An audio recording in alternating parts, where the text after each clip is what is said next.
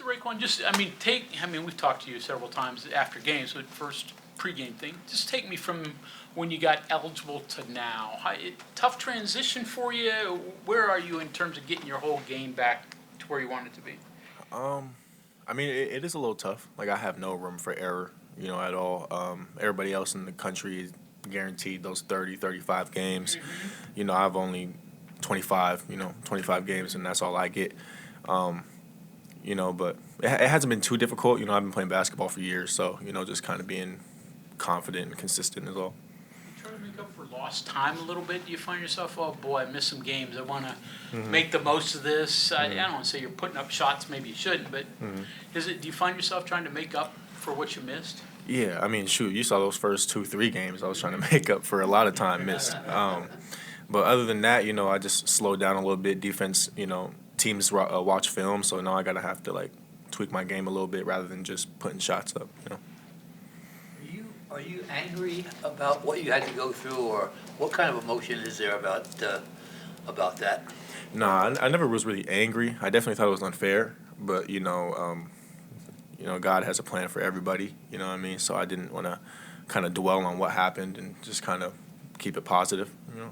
How many times did you have heart-to-heart meetings with yourself while you were going through that? Every night. Every night? Yeah, pretty much every night. I just want to think of what I could do. It wasn't very much that I could do in that moment, but, I just wanted to go to practice every day. I was practicing like I was playing, but, just getting my team better and trying to figure out ways, to win. You handled yourself, reasonably well, considering that you're not a politician. Not at all. And you're in a situation there where you couldn't say and you could say. Did you get a lot of help with that, or did you just go from the heart? No, I went from the heart. Like, when I was on the stand and stuff, and they're cross-examining me, all of that was just natural. You know what I mean? Because I felt like I was a prime example of somebody treated unfairly by the NCAA. Rick, I'm kind of interested. This thing obviously became a federal case, literally. Literally, yeah.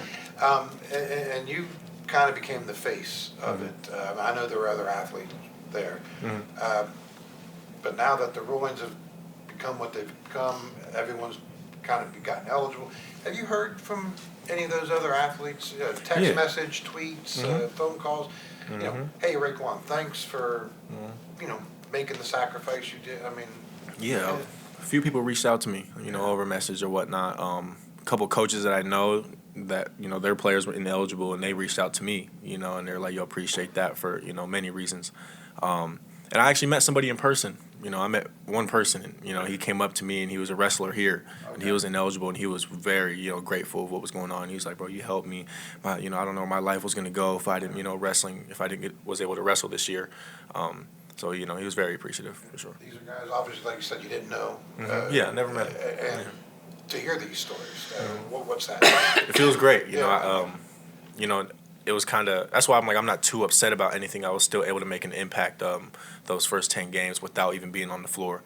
It took a minute, but, I was able to make a big difference. Take me back to when you decided to leave Montana State and transfer. Give me a little bit of the background of why you came to West Virginia.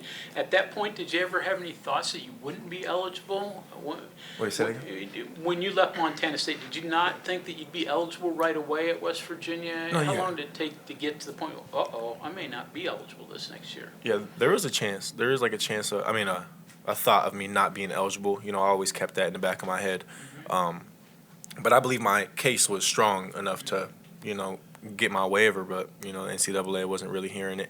But, once I realized I wasn't going to get it, was probably the second denial. Was the second denial. I was like, okay, then I might not play at all this year. So, we sat down with the coach and administration and just figured out a plan. Got a basketball question for you, because I know we're kind of hurry-up mode here. Yeah.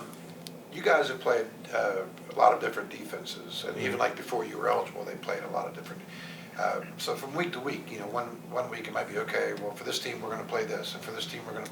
What's that been like it could be something different game to game defensively, strategy-wise, and getting used to that. What I've noticed in like this league, it's a lot about matchups. Like it's really a matchup type of thing. Like with Kansas, we were full, confident that we were going to go out there and win that game. Teams like Baylor and UCF, these very physical defensive teams, we kind of have to be a little more strategic rather than, being, pushing the floor and fast breaks and just getting threes up. Now we got to be more strategic. So. Josh said that you had a unique and sounding a little bit tough upbringing, and said he didn't want to get into it, but it allowed you to do so. So, within reason of what you want to talk about, how tough was your life coming up and representing Native Americans as one of the few to play at this level? What's that been like?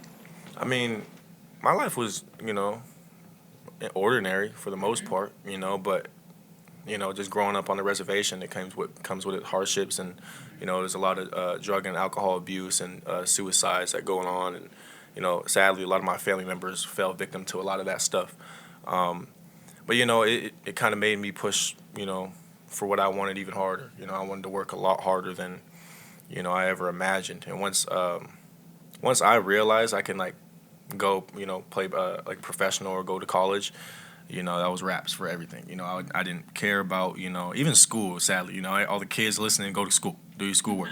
But I was so focused on getting better and maximizing my potential to go play basketball and whatnot. So to keep my mind off of losing people I grew up with. Does it feel like, as far as your college career goes, does it feel like the end is coming for you, or have you even thought about that? Because I mean, it's we're talking weeks here instead of months now, pretty much. Yeah, I think it was about last week actually. I think after the Texas game in Austin, I was just sitting there, and my brother flew out to me, and he said, he's like, year 5, you're almost done, and I haven't seen him since Christmas too, so I was just like, you're right, only like 6, 7, 8 games left.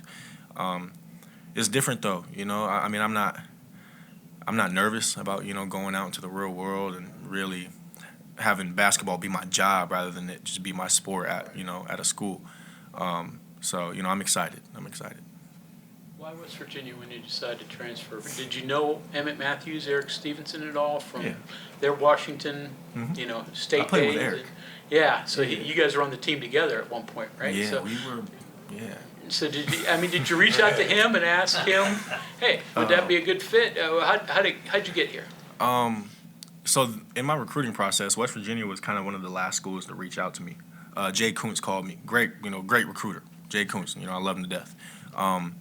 So after Jay called me, Emmett reached out. He FaceTimed me because I had his number. I actually met Emmett officially met Emmett that summer before. Mm-hmm. And he said, because my first year at Montana State, I did pretty well, won the 6-man award. And he was just giving me words of wisdom. He's like, you from Washington, bro? I got connections at West Virginia and a couple other institutions if you want to, go back to the high major field. And, I kept that in the back of my head, the whole year. The year turned out great for me. And then he reached out. He said, is there a chance, you would come to West Virginia? And I said, yeah, no doubt. Especially you looking now, and Eric reached out to me as well. Because me and Eric, we weren't the best team. We were at Washington. But I mean, I trusted him because we were at our lowest together. So. Was he as outspoken at Washington as he was here at West Virginia, Stevenson? No, actually, you didn't hear that from me. But Eric, he was a little quiet then. He still had his little. Funny thing is, actually, I met Eric in high school. So I played Eric in high school. And my first interaction, I'll never forget it with him, is we do in the captain's huddle and during warm-ups, and we shake the hands after. He was committed to Wichita State at the time, and I was committed to Washington. And he was just like looking at me, dead in my face, you know what I mean? And then he didn't shake my hand after that. And I was like, okay, I don't know who this Eric guy is, but I'm about to beat him up right now, So we actually ended up beating them by like 15, 20 points, and we held him. And that's the main interaction I've had with Eric. I was just, every time, when I end up playing with him, I tell him all the time, I'm trying to play one-on-one with you every time, every chance I get, because I will never forget the first time we met. You know what I mean? So, but he's great though, one of my good friends now. So, yeah. RaeQuan, thank you. Yeah, of course.